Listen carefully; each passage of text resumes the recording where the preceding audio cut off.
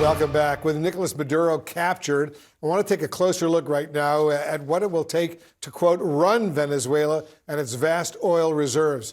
Inside of Venezuela, there are mixed reactions to Maduro's removal. Take a look at this, a live picture coming in from Caracas right now, where large crowds have gathered calling for the release of their president. We also have seen other events in support of his removal.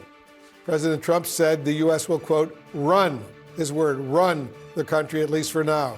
But he was vague on just how that will work. After Maduro's capture, Venezuela's vice president, Delcy Rodriguez, became the acting president.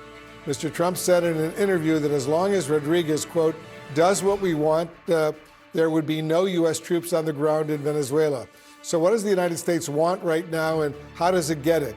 Here to discuss all of this and more are Sabrina Singh, the former Deputy Pentagon Press Secretary, Carrie Cordero, CNN legal and national security analyst, and retired U.S. Army Major General James Spider Marks, a CNN military analyst. Sabrina, let me start with you. In this next phase and what's going on in Venezuela, how is the country likely to be run? Because Trump said the U.S. will be running the country. What do you think that means? I think that's one of the outstanding questions that not only do people here in the United States have, including members of Congress on both sides of the aisle, but also countries around the world. Right now, we have Delcy Rodriguez sworn in as the acting president, as you said. But what does that look like in practice and in reality?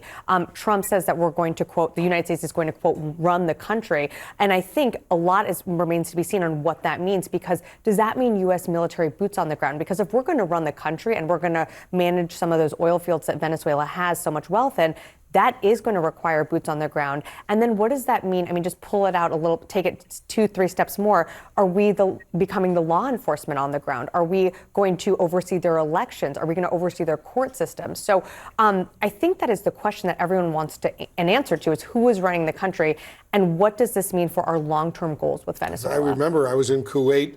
I was in Iran, in Iraq during the first Gulf War, and I remember there were thousands of U.S. troops running the country after the U.S. moved in. So it's a big operation, presumably, if the U.S. is going to specifically run the country. Right, and I think what distinguishes this from what happened in Panama in 1989 is when the U.S. went in Panama, the opposition leader was sworn in on December 20th when U.S. troops went in. That did not happen here. And in fact, you know, we're, according to Donald Trump and Marco Rubio, we are working with the, installed head of Venezuela. But what does that really look like? I think there are a lot of questions. There certainly are. Carrie, let's talk a little bit about oil, which was a big subject yesterday when the president had his news conference with all of his top national security officials there.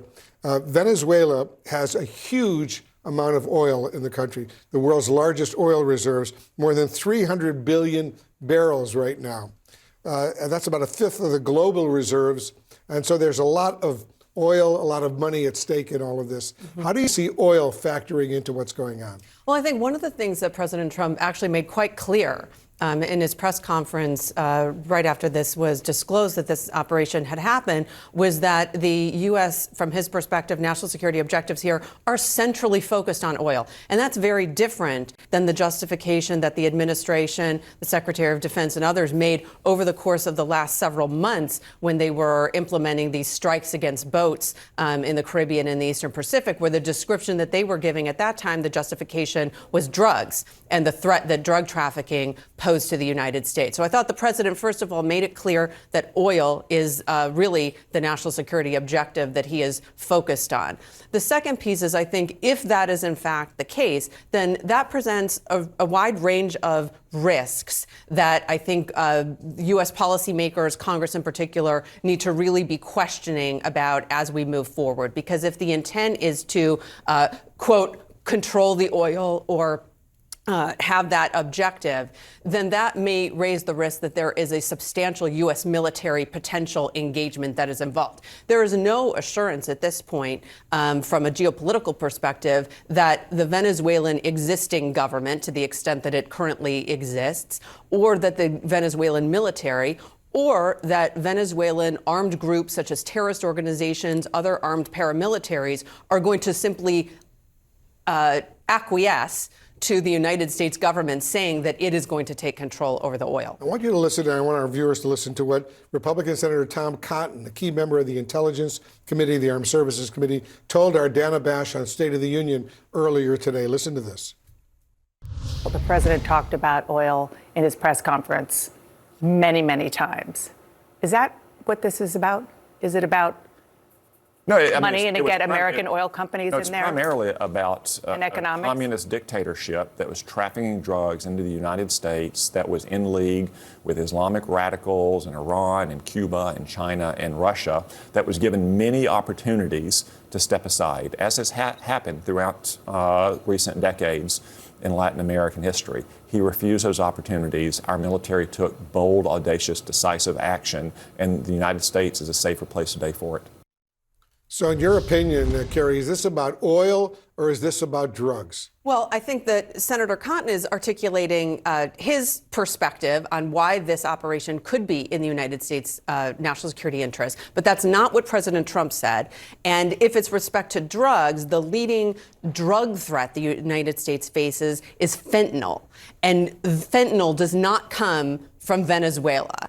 And so that is a factual disconnect that exists in the administration's arguments they've been making for months with respect to drugs. If the argument was that the United States was taking a significant military operation as it relates to stopping fentanyl trafficking, then the entire discussion over the last several months would be focused on Mexican cartels, not Venezuela. Because heroin comes from Venezuela more than fentanyl does, right? Fentanyl comes from Mexico, and there are precursor drugs that come over from China. But the cartels, according to a spring DEA threat assessment, the leading threat from fentanyl comes from Mexican cartels. Yeah, interesting. All right, General Marks, I want to turn to you and ask you what kind of U.S. military presence are we likely to see soon in Venezuela? Well, Wolf, we don't know. Look, we don't know what the strategy is. We've just spent the last 3 minutes talking about no strategy, right? We haven't heard it from this administration clearly stated. You could think for a second that it is about oil and it's getting ConocoPhillips and Exxon back running those things. Not certain that that's going to take soldiers to run that. The experience after the first Gulf War was we had to bring in some commercial enterprises. We had to pay for that, had to secure that with soldiers. I don't know that this is a contested area. So there's a lot of unknowns here. But if it is about oil, well, here's a potential movement in the direction of a strategy. Look, we can really make it difficult on China and Russia. If we can take those 800 billion reserves that are available and cut those two competitors off, that works to our advantage. There's certainly downstream effects, obviously, but we have to think about that up front. Now to the notion of, we're talking about boots on the ground. Let's not throw that term around anymore. We have to do what's called a troop to task analysis. What are we going to do? It's been described. Are we going to get into governance of the National Assembly? Are we going to get into their markets and the financial structures? Is this legal? Are we going to have activities to establish security apparatus? Are we going to try to work with the national military that exists and its different pieces? Are we going to try to get together and go after terrorist organizations that have been operating at the acquiescence of the government for the longest time? So there are a ton of unknowns here, but basically it's figuring out what must be done initially, and then what is the minimum structure necessary to do that. Otherwise, we get ourselves caught into regime change, national involvement in levels that we have plenty of scar tissue, and we never really find our way through that well.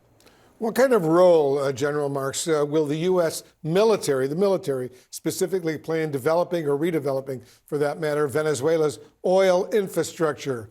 How dangerous potentially could that be? Yeah, it really could be. And I would think that on the surface, this is within the portfolio of the Southern Command. There could be established a sub-unified command to the Southern Command, or you could put that 4-star down there, or much like we did in Iraq, it was run by Central Command, but we had a 4-star in Central Command, but we also had a 4-star in country in Iraq working all the details. If we go down that path, this is a very long involvement, but we need to be, again, take those lessons learned from the past and realize there are some very specific things we need to do. And the assumptions need to be, look, this is going to be contested. And if it's contested across the board in all those elements of power, then this is going to be a long engagement. It's going to be very complicated. And it needs to require, in my mind, having done this for a living, it's going to require a very large military presence to provide the architecture and the safety necessary to conduct governance in that monstrous nation. I want to go back to Sabrina and get her thought right now. Sabrina, we're going to talk about who's going to be actually holding power in Venezuela.